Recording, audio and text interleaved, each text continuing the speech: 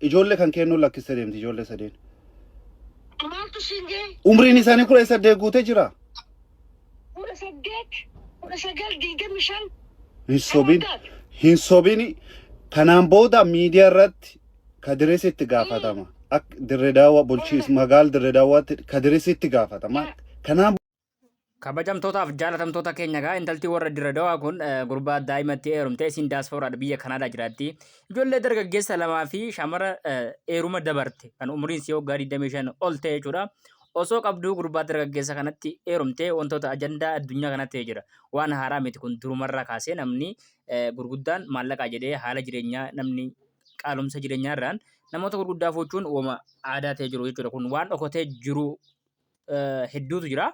Garuu kun paabliika irratti beef malee waan xiqqoo miti biyya Arabaa kana keessatti namni nama isarra guddaa fuudhee lakkaa'ameen uumanna lakkaawachuu barbaadeeti. Gurbaan warra Booranaa kun tulluun iccitii guddaa baasee isiillee dawalee pirankii godhee hanga daqiiqaa 9 godhee ittiin haasee gama biraatiin ammoo ijoollee isii sadeen fidee waliin mari'atanii ijoolleenis hin barbaannu gurbaan sun Kanaadaa dhufuudha jedhee sitti heerume yookaan si fuudhee sorry. Carraa Kanaadaa dhufuu hin argatu abadanii nuti faayilaa asii irratti cufnee jirra.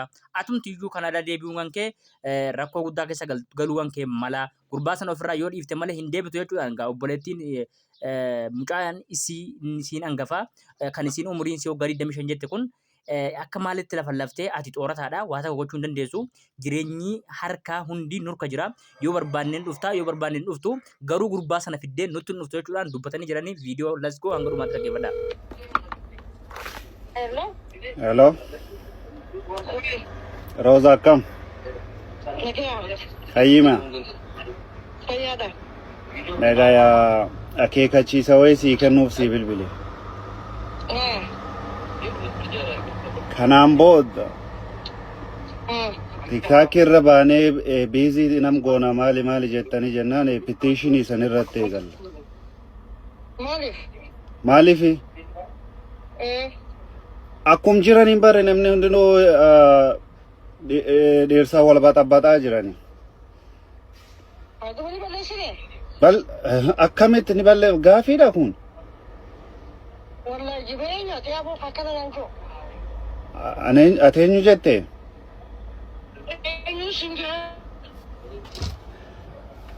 Hold on. Rosa kiyya go ahead. Baga miidiyaa irratti fiddee ati goolitti galchiti. Tokkoffaa irratti gurbaa kana akka inni sii dhiisee hin deemneef akka inni waan akkas hin gooneef baga fidde. Namoonni keenya herra guddaan shamarri keenya hedduun baga Rosaan barka intalti kun kan jalqabaati miti. Namoota hedduutu fuudhee jira nama akkasii birriidha jedhee. Garuu yeroo itti dabarfachuudhaaf garuu Rosaan immoo amma malatti malteeti miidiyaa irra fidde jechuudha. Eessa takkatti bakka takkatti hin bahu jechuudha jedhameera amma. Bitamee jira jechuudha gatii walii galamee jira. Garuu wanni inni yaade sun jala hanqataa jira. Intalti birrii guddaa qabdi garuu Dirree Daawwaa keessatti investimentii waa hedduu hojjetaa jirti. Garuu biyya Kanaadaa carraan dhaqoo isaa baay'ee takka salphaa miti. Maaliif tokkoffaa ijoollee sadii qabdi. Ijoollee sadii kun dargaggeessa tokko shamara durbaati. Abadan nutti fiddee nuftu.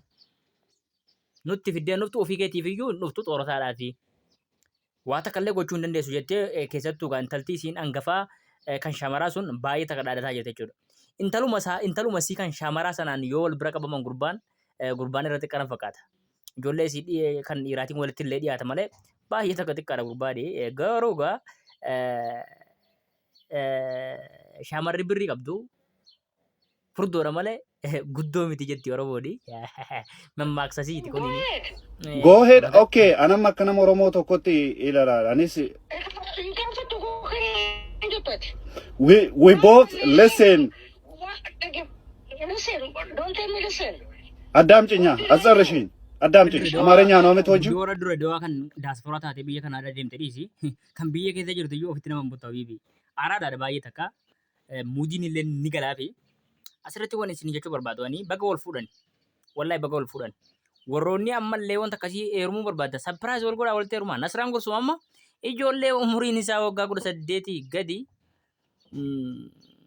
malee barbaadu jechuudha kan umuriin isaa waggaa 18 gadi warroonni umuriin keessan waggaa 18 gadi teessanii nyaachuudhaaf namoota gurguddaa fuutanii qophaa'a hanga rakkootti umuriin kan koo hanga fedhillee yoo ta'e nama irratti qaamaleen fuudhan maaliif heerumuun barbaadu. Warri heerumuu barbaadan of qopheessaa let's go isin jechuu barbaada. Kana fakkaata gaa viidiyoo torbeen kana ajandaa miidiyaa irra fiigaa jiru isa kanaadha jechuu barbaadetanii nagaan nuuf oola.